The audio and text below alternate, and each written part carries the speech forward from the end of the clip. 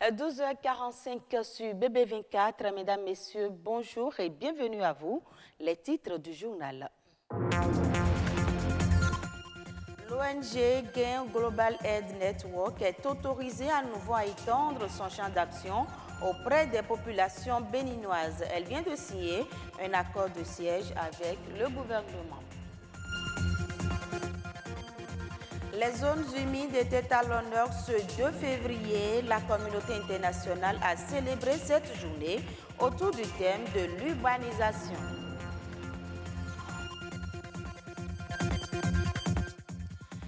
Elle est située au sud du Bénin et du Togo. C'est bien sûr la réserve de biosphère transfrontière du Mono. Dans ce journal, la présentation de ce sanctuaire de la biodiversité.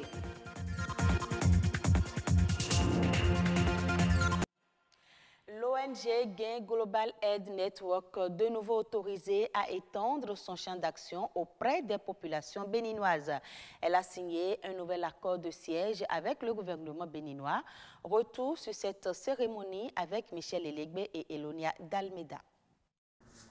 Une cérémonie solennelle, mais surtout l'assurance d'une confiance réitérée.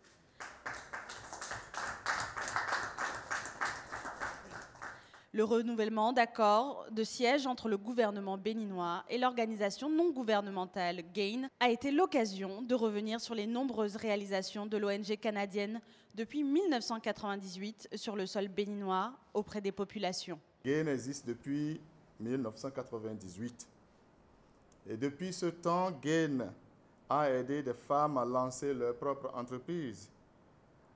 GAIN a offert de l'eau propre dans les régions rurales où le besoin est grand. GAIN a aidé les victimes des conflits et des catastrophes naturelles.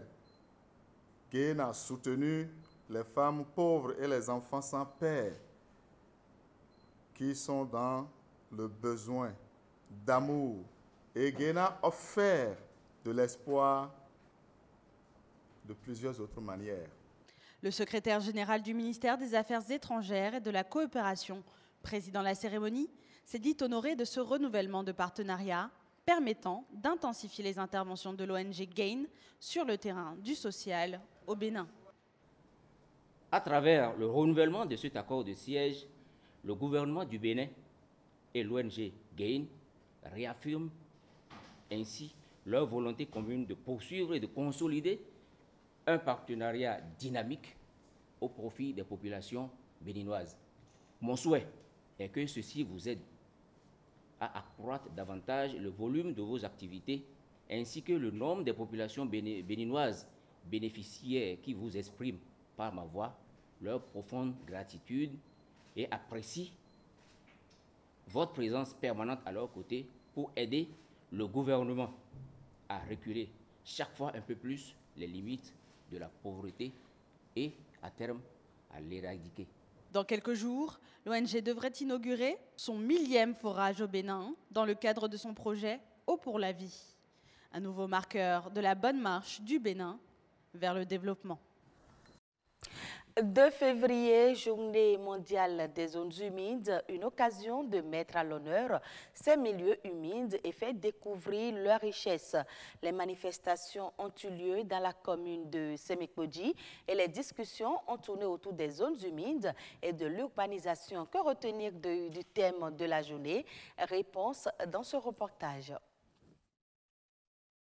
Les zones humides pour un avenir urbain durable, c'est le thème de l'édition 2018 de la Journée mondiale des zones humides. Un thème qui souligne le rôle essentiel de ces espaces en faveur d'une urbanisation durable. Un avenir urbain parce que les zones humides ne sont pas que seulement dans les campagnes.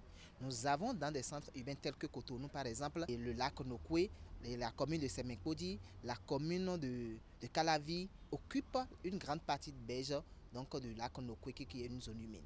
Donc il faudrait donc inclure donc la thématique d'urbanisation dans la gestion de nos zones humides. Quand vous allez à Semekpodji, le mal est criard. Vous allez voir alors que le code foncier en vigueur au Bénin interdit donc l'installation humaine à moins de 25 mètres, donc des zones humides. Vous allez dans la commune de Semenkpodi, principalement à Ekpe, je vais parler de Tchonvi, vous allez voir donc des installations à l'intérieur même de la zone humide. C'est donc pour attirer l'attention donc sur cette pratique que nous avons voulu choisir Semenkpodi pour cette célébration. Cette célébration est une occasion pour sensibiliser le grand public sur l'importance des zones humides. L'objectif de cette journée, c'est d'amener donc nos communautés, puisque de par le monde nous avons des zones humides, à agir effectivement pour la conservation des valeurs, donc c'est-à-dire floristiques que fauniques de ces zones humides-là. Les zones humides sont vitales pour la survie de l'humanité. Les zones humides jouent plusieurs rôles pour l'humanité. Déjà, les zones humides sont une ressource en eau, mais également assurent l'assainissement de cette eau-là. Les zones humides sont des réserves de protéines. Les zones humides constituent également un mécanisme pour régler les inondations, mais également sont très importantes dans l'agriculture, sont très importantes dans la lutte contre les changements climatiques. Autant de raisons pour lesquelles les zones humides doivent être protégées. La préservation et la gestion durable des zones humides est une obligation légale. Ce type d'écosystème représente un patrimoine écologique, sociologique et économique et un enjeu indéniable pour l'avenir. Nous restons toujours dans le domaine de l'environnement. La biodiversité est composée d'espèces animales et végétales qui entretiennent des relations d'interdépendance ou de complémentarité entre elles. Mais l'une de ces espèces, l'homme, semble parfois abuser des autres espèces, compromettant ainsi leur vie. Pour faire face à ce genre de problème, il se crée des parcs et des réserves naturelles où ces êtres vivants peuvent s'émanciper. C'est le cas de la réserve de biosphère transfrontière du Mono. Découvrons-la avec Thibaut Maffon, Rodrigue Blondoumé et Jennifer Sachivi. Partagée entre le Bénin et le Togo, la réserve de biosphère transfrontière du Mono occupe une superficie de 346 285 hectares. La réserve de biosphère est une zone recouvrant une combinaison d'écosystèmes terrestres et côtiers reconnue au niveau international dans le cadre du programme de l'UNESCO sur l'homme et la biosphère. Au Bénin, nous avons la Bouche du Roi, qui est un site spécial avec la mangrove, les palétuviers, qui est juste à l'océan Atlantique, qui va faire objet bien sûr d'une aire marine protégée. Nous avons le site de Naglano, qui est une forêt marécageuse intacte, conservée, intacte par les populations. Ensuite, vous avez au niveau d'Atiémé, dans la commune d'Atiémé, nous avons le lac Togo. Toutes ces réserves sont le long du fleuve Mono. Du côté Togo, nous avons Togodo, qui a été un parc créé depuis les années 54, mais qui n'a jamais été exploité, qui n'a jamais fait objet d'un aménagement, d'une conservation en tant que telle, faute de moyens. Donc, qui a été intégré, heureusement, avec la création de cette réserve, qui est intégrée à cette réserve. Nous avons un site de Godien, qui est une forêt, disons, sacrée, où la population faisait leur sacrifice, essaie de conserver la flore et la microfaune, la petite faune qui existait. Ensuite, vous avez le site d'Afito, qui est aussi des mares d'Afito, qui est une mare, des mares hippopotames, où il y a des hippopotames là-bas au niveau du Togo, qui est aussi à cheval, qui fait frontière pratiquement à Atiémé. Ensuite, vous avez le site d'Akissa au niveau un peu plus bas, au niveau du Togo, et le lac Togo, complètement au sud vers Anécho, etc. Donc c'est un peu les sites qui constituent la réserve.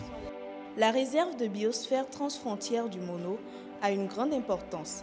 Elle est utilisée à diverses fins. La diversité biologique, avec l'acceptation, bien sûr, des êtres humains qui mènent des activités tout en tenant compte de la conservation, ce qui implique absolument des zonages. Le zonage, on a un noyau central qui est intégralement protégé où on ne fait que la recherche scientifique, on ne fait que les visites touristiques, mais on ne met pas des activités d'exploitation. Après, on a les zones tampons. Les zones tampons qui sont les zones où on permet l'exploitation, mais avec un contrôle donné, tout en respectant l'environnement, la conservation des ressources biologiques qui y sont.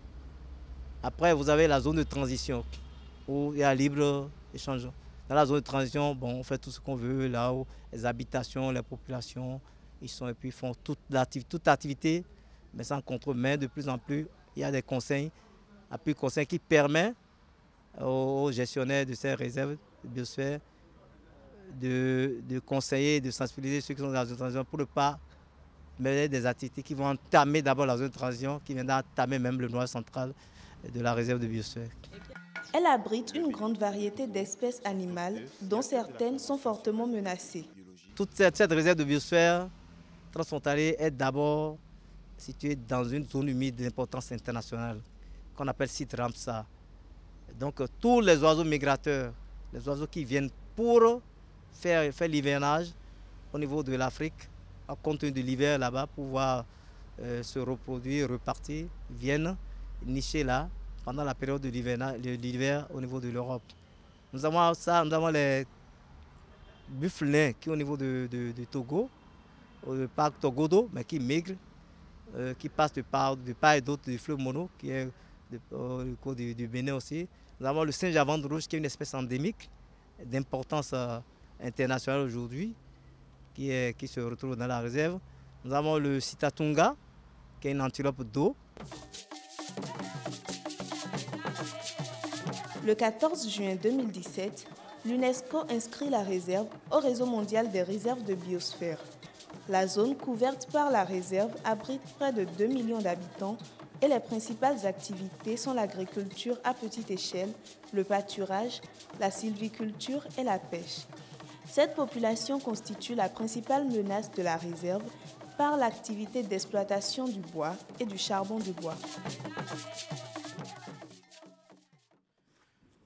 Autre information dans ce journalogue du Bénin, New Way of Working, tel est le nom de la nouvelle stratégie mise en place par la Banque africaine de développement BAD. Elle vise à apporter l'électricité à 29,3 millions de personnes d'ici à 2020. Cette nouvelle politique a été présentée par le président de l'institution lors d'une rencontre de haut niveau qui s'est tenue à Addis Abeba. La BAD est aujourd'hui en première ligne en ce qui concerne les investissements dans les énergies renouvelables en Afrique. Ces actions ont contribué à sortir 3,8 millions d'Africains de l'obscurité au cours de l'année écoulée. Après le Tchad, c'est maintenant le Congo qui se trouve en situation très délicate avec les traders de pétrole et les banques. Le pays d'Afrique centrale est aujourd'hui pointé du doigt par les agences de notation et des experts de l'économie de la sous-région. Sa dette est en forte hausse et le montant ne serait pas très clairement défini.